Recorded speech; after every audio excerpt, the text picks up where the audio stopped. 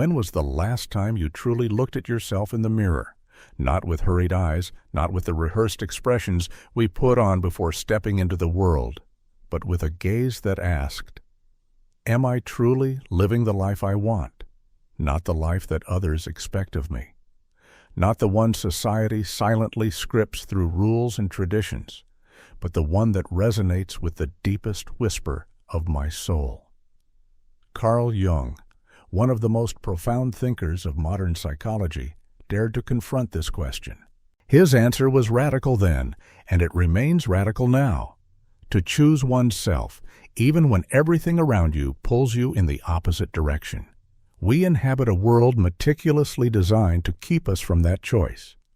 From the moment we wake up, we are assaulted by obligations, work deadlines, family responsibilities, social conventions, unspoken expectations. They tell us how to behave, what to strive for, and even what success should look like. Yet beneath this surface, another truth exists, far less comfortable. Every time we prioritize others' demands over our own authenticity, we send a message to our inner self that its voice does not matter, that its needs, desires, and truths are secondary. This silencing is not new. In fact, it has always haunted human history. The Greek philosopher Socrates once declared that the unexamined life is not worth living. Medieval monks abandoned wealth and noble lineage to search for God in silence, not because they rejected the world, but because they feared losing themselves within it. In Eastern traditions, seekers withdrew into mountains, caves, and monasteries to hear what the noisy cities drowned out, the inner voice of the self. Across civilizations, individuals who dared to stop and ask the mirror's question often found themselves walking a lonely path, one of resistance to the currents of their time. Jung believed that our connection with the unconscious, the hidden depths of our psyche, is not optional. It is essential. Yet most of us suppress it. We hush that inner guide with distractions. Endless entertainment, routines so rigid they numb, responsibilities piled so high they suffocate. We learn to pretend that the dull ache inside, the unease when something feels off, is nothing but fatigue, stress, or bad luck. But it isn't. It is the soul speaking. It is the subconscious urging us to awaken. The question then is uncomfortable but urgent. How many of the decisions you've made in the past month were born from true authenticity? And how many were born from fear? Fear of disappointing family, fear of breaking the norm, fear of discomfort, fear of stepping into the unknown. Jung asked this not as a philosopher alone, but as a physician of the soul. He knew a terrible truth. The more we wander from our authentic selves, the more fragmented and lost we become. Yet this is not an invitation to selfishness. To choose yourself is not to reject others. It is to understand that unless you are at peace with yourself, you can give nothing true to the world. Self-love is not indulgence. It is foundation. And when you begin to live from that foundation, something extraordinary stirs. Energy shifts.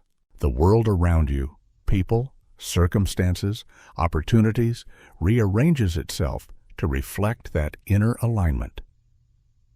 The mirror, then, is not merely glass. It is a portal. The face you see may be weary, conflicted, uncertain.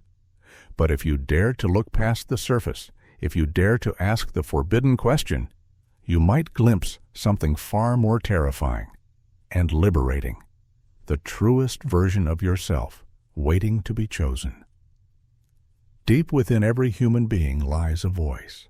It is not loud, not insistent, not dressed in the sharp tones of logic or the rehearsed phrases of culture. It is quiet, almost fragile, yet it carries an authority that no external command can rival.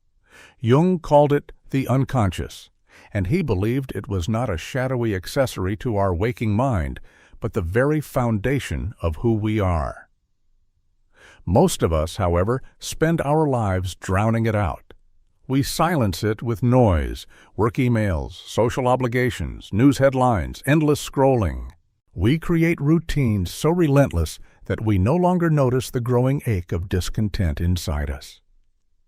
And when discomfort rises, when a job feels suffocating, when a relationship drains us, when life itself begins to feel like a performance, we often push it aside. This is just stress, we tell ourselves. This is just the way life is. But Jung warned us, these sensations are not accidents, they are signals. They are the soul's way of alerting us to the truth that something must change. Across cultures, this inner voice has been recognized, though given many names. The Stoics of ancient Rome called it the demon, the guiding spirit that whispers the right path. In indigenous traditions, it is often described as the spirit within, an ancestral presence that cautions or encourages. In the Upanishads of India, it is the Atman, the self, beyond the self, the eternal witness. Different names, different metaphors, yet all circle around the same reality. Human beings have an inner compass, but few dare to trust it. Why do we suppress it?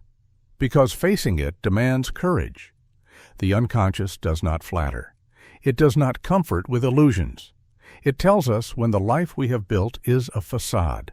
It points unflinchingly at the gaps between who we are and who we pretend to be. And confronting that gap can be terrifying. To listen is to risk change. To silence is to stay safe, at least on the surface. But ignoring it carries a cost. Every time you dismiss that tightening in your chest, that sense of something isn't right, you lose a little more of yourself. It is like ignoring the alarm bells of a burning house because you don't want to disrupt dinner. You may finish the meal, but the structure collapses around you all the same. Jung often said that people would do anything, no matter how absurd, to avoid facing their own soul. They would fill their lives with distractions, conflicts, addictions, anything but silence. Because silence leaves no escape. In silence, the voice returns.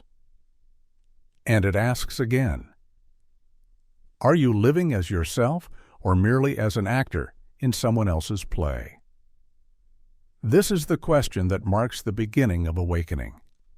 The question so many avoid, yet secretly long to answer. For when you finally turn toward the silenced voice within, something remarkable happens. Fear begins to loosen its grip. Clarity seeps in like dawn breaking over a long night. You realize that this voice is not your enemy. It is your oldest ally, the one that has walked with you since the first moment of life, waiting for the day you would trust it. And so, the real choice emerges. Not whether you will hear the inner voice, you already do, in the unease, the dreams, the subtle tug of intuition, but whether you will honor it, whether you will let it guide you out of the half-life of conformity and into the riskier, richer path of authenticity. There is a common fear that choosing yourself means betraying others, that to put your needs first is to neglect your family, your friends, your community. Sobriety has conditioned us to see sacrifice as the highest virtue and self-prioritization as a mark of selfishness. But Jung dismantled this illusion. He argued that only by grounding yourself in authenticity can you truly give anything meaningful to others. Think of a vessel pouring water. If the vessel is cracked and empty, what can it offer? Yet if it is whole and full, it can pour generously without losing its integrity. In the same way, when we honor ourselves, when we live aligned with truth rather than expectation, we become capable of genuine love, authentic service, and lasting connection. This idea is not unique to Jung. Ancient traditions echo it. In Confucian philosophy, much emphasis is placed on duty, filial piety, loyalty to rulers, harmony within society. Yet even Confucius acknowledged that sincerity, Jung, must begin with the self. In the Christian tradition, the command to love your neighbor as yourself presupposes that you first know how to love yourself, and in Buddhist teachings, compassion radiates outward only when the mind has found balance within. Across civilizations, the lesson repeats. Care for the self is not abandonment of others. It is the precondition of caring for them well. So what does it mean to choose yourself? It does not mean cutting ties recklessly, nor does it mean indulgence without limits. It means recognizing that the best version of you, the parent, the partner, the friend, the creator, the worker, is born not out of exhaustion and resentment, but out of alignment and peace.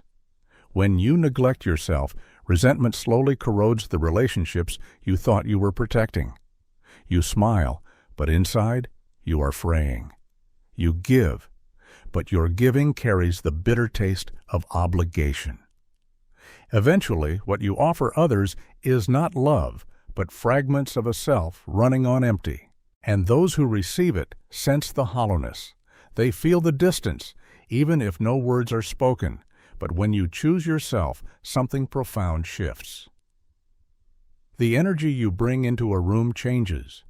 Your yes becomes genuine rather than forced. Your no becomes firm but free of guilt. Relationships deepen because people no longer interact with a mask. You show them your real face. You stop chasing approval, and instead you begin attracting those who resonate with your truth. Jung insisted that authenticity is not selfishness. It is service at its highest level. For when you live as your true self, you unconsciously give others permission to do the same. You create a space where honesty, not performance, becomes the currency. Your authenticity becomes contagious. So choosing yourself is not turning your back on humanity. It is turning toward it, but with wholeness instead of brokenness. It is saying, I will not betray my soul to meet expectations, because only by honoring my soul can I honor you. And in that paradox lies liberation. Carl Jung gave a name to the hidden realm inside us, the part we would rather never meet. He called it the shadow. It is not evil in itself, though it frightens us. It is simply everything we have refused to acknowledge about who we are. Anger buried under politeness, envy disguised as admiration, fear masked as arrogance, wounds hidden beneath laughter. Society teaches us to repress these pieces, to lock them away so we can present only the acceptable fragments of ourselves, but the shadow does not disappear. It waits. Facing it is uncomfortable because it demands honesty. It means looking at the parts of yourself you've condemned, the impulses you've shamed, the weaknesses you've denied. And yet Jung insisted that transformation begins nowhere else. To heal, to grow, to awaken, you must meet your shadow. Only then can you stop living in fragments and begin to live in wholeness. This is not a new story. Human myths echo this confrontation everywhere. Gilgamesh, the ancient Mesopotamian king, found his balance only after wrestling with Enkidu, his wild counterpart. In Buddhist tradition, Siddhartha faced Mara, the embodiment of temptation and fear, before he could awaken beneath the Bodhi tree. In Dante's Divine Comedy, the poet descends into hell itself before he can ascend toward paradise. Always the pattern repeats. The descent into darkness comes before the climb into light. And so it is with us. The shadow is not a prison. It is a threshold. If you ignore it, it controls you from the dark, shaping your actions in ways you barely understand. But if you confront it, if you learn to integrate rather than fight it, something extraordinary happens. You reclaim the energy you once wasted in suppression. You discover power you never thought you possessed. The process is not quick. It requires patience, courage, and compassion for yourself. There will be moments of shame, moments of resistance, moments when you would rather turn away. But within that confrontation lies a gift, clarity, a renewed sense of purpose, an inner peace that is unshaken by the chaos of the world outside. To face your shadow is to stop running from yourself. It is to stand in the dark room of your psyche, open your eyes, and whisper, I see you. You are part of me, and I am no longer afraid. What happens if we continue to silence the inner voice, if we keep the shadow buried, if we never dare to choose ourselves? Jung warned that the cost is nothing less than our own wholeness. The further we drift from our authentic center, the more our lives fracture into pieces. On the surface, everything may look fine: career, family, possessions. But beneath that surface there festers a quiet disconnection, a sense that life is being lived by someone else while we merely observe. This disconnection often appears first as restlessness. You wake in the morning and feel already exhausted. The tasks of the day, once tolerable, now seem unbearable. What you thought was success feels strangely hollow. Then comes the slow erosion of joy. Moments that should bring happiness leave you numb. Friendships feel forced, conversations shallow, achievements strangely meaningless. The soul, ignored, begins to withdraw. Modern psychology recognizes these symptoms well: burnout, depression, the infamous midlife crisis. But Jung believed they were not mere illnesses, they were messages. They were the psyche's alarm bells, warning that something vital had been neglected. Just as the body produces fever to fight infection, the soul produces crisis to demand attention. The question is not whether the pain will come, it will, but whether we will listen to its meaning. History offers endless portraits of this crisis. Roman senators who ruled empires yet confessed their lives felt empty. Poets who drank themselves into oblivion because their art no longer spoke their truth. Workers in the industrial age who followed the factory bell so rigidly they forgot the sound of their own voice. The details differ, but the pattern remains. When the inner life is sacrificed for the outer mask, the soul retaliates. And this retaliation is not always destructive. It can be redemptive. If we heed the signal, the crisis becomes a doorway. Many who reach the breaking point discover, paradoxically, the first opportunity to truly rebuild. Like a house collapsing under its own weight, it clears the ground for a foundation that will last. But if ignored, the collapse continues inward until nothing remains but fragments of a self that might have been whole. The truth is sobering. No amount of external achievement can substitute for inner alignment. You can climb the highest mountain of status, wealth, or recognition, but if you betray your own essence, you will find the peak barren. And worse, you will discover you have carried with you the very emptiness you were trying to escape. The cost of ignoring yourself is not paid all at once. It is paid daily, in small withdrawals of joy, in the quiet decay of meaning, in the silent erosion of peace. By the time many realize it, years have passed, and they look back, wondering where they lost themselves. But Jung would remind us, the self is never truly lost. It waits, it whispers, it sends signals in dreams, in discontent, in longing. It asks again and again, will you finally choose me? One of the hardest truths to accept is that choosing yourself often requires letting go. We cling to relationships, jobs, habits, and identities not because they nourish us, but because they are familiar. The known, no matter how painful, feels safer than the unknown. It is easier to endure dissatisfaction than to confront the terror of change. Jung saw this tendency everywhere. People chained to routines long after their purpose had faded. Marriages held together only by fear of loneliness. Careers pursued out of obligation rather than passion. And he asked, at what cost? To cling to what no longer serves us is to sacrifice the possibility of becoming who we truly are. History, again, is full of examples. When Siddhartha left his palace to seek enlightenment, it was an act of radical letting go, of privilege, comfort, and the identity of a prince. When Francis of Assisi cast off his fine garments to embrace poverty, his father called him mad, but he had simply chosen a life truer to his soul. During the Renaissance, artists like Caravaggio defied guild traditions and patron expectations to paint in a style condemned at first, yet revolutionary in time. Each story shows that what appears as loss to the world may in fact be liberation to the self. Letting go does not mean abandoning responsibility or acting with cruelty. It means honesty. It means asking, does this relationship, this path, this belief align with my essence, or am I holding it out of fear?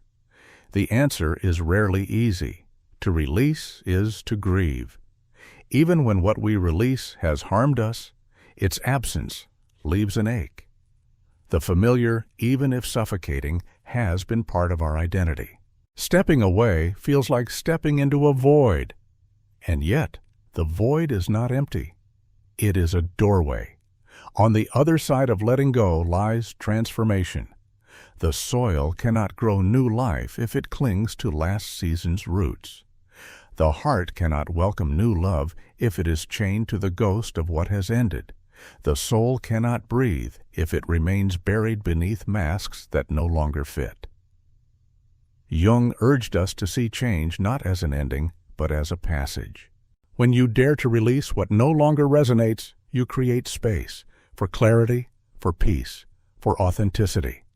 It may feel terrifying at first, but slowly you discover something astonishing. The self you feared to lose is the self you finally find. So ask yourself, what am I still clinging to that weighs me down? What roles do I play only out of habit? What beliefs do I carry only because someone else handed them to me? The answers may be uncomfortable, but within them lies the key to your freedom. To choose yourself is not only to let go, it is to be radically honest with who you are and who you have been. Jung believed that much of human suffering comes not from external circumstances, but from the lies we tell ourselves. We say yes when we mean no. We smile when we want to weep. We carry roles that suffocate us, convincing ourselves they are noble sacrifices. But inside, a fracture grows. Radical honesty demands that we pause and face our own patterns. How many times have you agreed to something only to feel resentment rise the moment you did? How many relationships have you maintained out of fear of loneliness, even as your soul withered in their presence? How many dreams have you pursued not because they were yours, but because they seemed impressive to others? These questions sting because they expose a truth. Much of our life is not truly ours. It is a script written by expectations, rehearsed so well we forget we never authored it. This honesty is painful, but it is not cruelty. It is a form of love, the deepest kind. To admit where you have betrayed yourself is not to condemn yourself, but to invite rebirth. It is to say, I see where I have gone astray, and I choose differently now.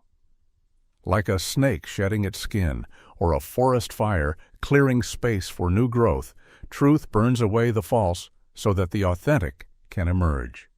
Psychology recognizes this as well. People-pleasing, for example, often begins as a survival strategy. Children learn to adapt to parents' moods, to anticipate teachers' expectations, to earn approval as a shield against rejection. But when this strategy continues into adulthood, it becomes a prison. You nod, you comply, you exhaust yourself chasing acceptance, only to discover that the love you receive is for a mask, not for you. Radical honesty breaks that cycle. It forces you to say, if I am to be loved, it must be as I truly am, not as a role I perform. Jung emphasized that authenticity is not a destination, but a journey. To live honestly is to walk a path where each step requires renewal. You will stumble. Old habits will call you back. Doubt will whisper that the mask is safer than the face. But with each act of truth, each moment you honor your real desires, set a boundary, speak with sincerity. You breathe life back into the self you abandoned. And then, slowly, rebirth begins.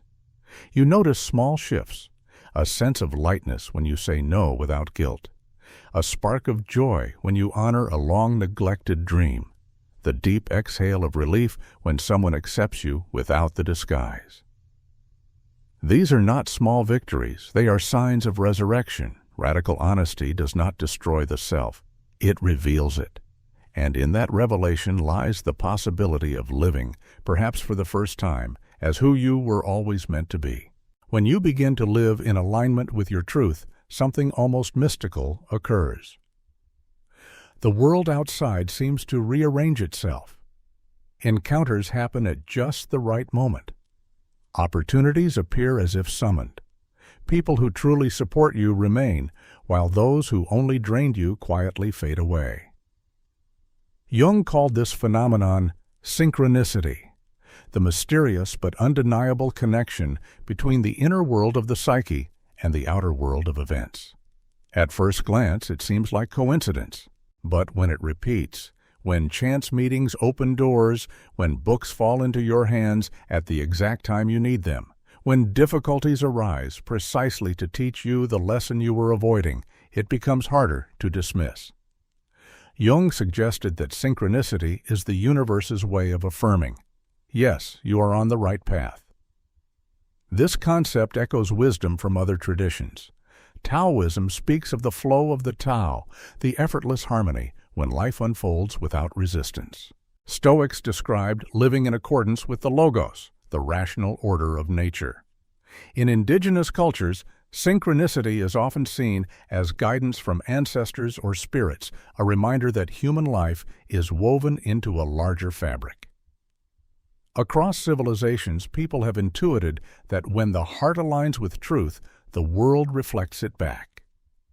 Imagine, for a moment, the opposite. When you live out of alignment, when you betray your intuition, suppress your needs, and ignore your soul, you feel as though the world itself resists you. Doors close, relationships sour, obstacles multiply. This is not punishment, but reflection. Your outer world mirrors the conflict raging inside, but when you choose yourself, something changes. The resistance softens. Not because life becomes easy, struggles still come, but because the struggles begin to feel meaningful. They transform from random suffering into stepping stones. Even difficulties carry purpose, shaping you into the person you are becoming.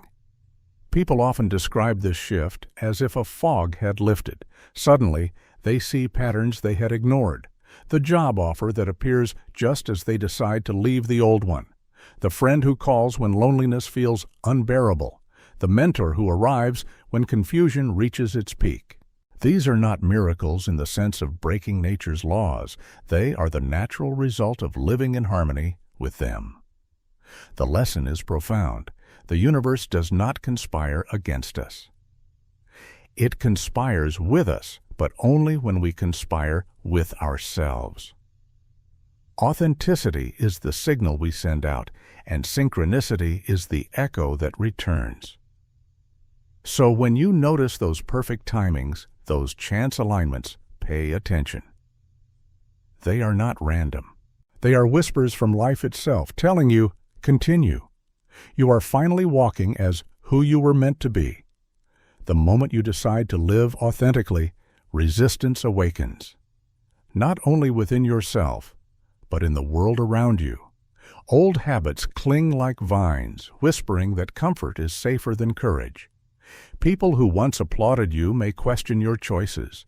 Some may even distance themselves, unsettled by the fact that you no longer fit the version of you they had come to depend on. Jung understood this well. He believed that resistance is not proof you are on the wrong path, but rather evidence that transformation is underway. Growth always stirs opposition. The psyche itself resists change, preferring the familiarity of patterns, even destructive ones. And society resists too, for when one person awakens, they disrupt the collective illusion. History shows us this pattern again and again. Galileo, peering through his telescope, dared to say the Earth was not the center of the cosmos. He was met with ridicule and trial, but his truth endured. Reformers who challenged unjust systems, whether in politics, religion, or culture, faced imprisonment, exile, or worse, yet their defiance paved the way for change. On every stage, the same test emerges. Will you remain loyal to your truth, even when the world resists it? For us, the resistance may not come from inquisitions or prisons, but it will come. It appears as doubt. What if I'm wrong? What if I lose everything? What if I fail? It appears as temptation. The easy road back to conformity, the lure of approval, the relief of silence. And it appears as fear, the worry that if you step fully into yourself, you will be abandoned. In these moments, the path can feel unbearably lonely. Yet Jung insisted that this is precisely where the real work begins. To stay the course requires reflection. What do I truly value? What kind of life do I wish to build? These questions act as a compass in the storm. Without them, the winds of resistance will scatter you. With them, you may still stumble, but you will know the direction of home. The test of authenticity is never about perfection. It is about persistence. Each time you choose your inner peace over external approval, you strengthen your bond with yourself. Each time you hold to your truth, even trembling, you declare to the world and to your soul that you are no longer willing to live divided. The resistance will not vanish overnight, but over time it becomes less of an enemy and more of a teacher. It sharpens you. It clarifies your values. It forces you to ask, am I willing to pay the price of truth? And if the answer is yes, then you discover that what once felt like a burden is actually the gateway to freedom. When you finally choose yourself, the change does not stop at the edges of your own life. It radiates outward, touching everyone and everything you encounter. Jung believed that individual transformation carries collective weight, that every soul that dares to live authentically contributes to a shift in the consciousness of the whole. At first, the ripple may seem small. A friend notices your newfound clarity and begins questioning their own path. A child, watching you set boundaries with kindness, learns that self-respect is not selfishness. A colleague, seeing you walk away from what no longer serves you, wonders if they too might be free. Your courage becomes a silent invitation for others to awaken. Over time, these ripples gather force. Communities change when individuals stop hiding behind masks. Relationships deepen when people meet each other with truth rather than pretense. Even society itself bends slowly but undeniably toward transformation when enough people refuse to live divided lives. This is why choosing yourself is never only about you. It is about the example you set, the space you create, the light you add to a world often dimmed by conformity. Jung once suggested that the greatest contribution any of us can make is to become whole, to face our shadows, to honor our essence, to live in alignment. For wholeness is contagious. And so the journey comes full circle. It begins with a mirror, with the question, am I truly living the life I want? It passes through fear, through the shadow, through letting go, through resistance and rebirth. And it ends here, not with isolation, but with connection. For when you choose yourself, you do not abandon the world, you transform it. Perhaps the greatest discovery of all is this. Everything you sought outside, love, peace, meaning, was always within.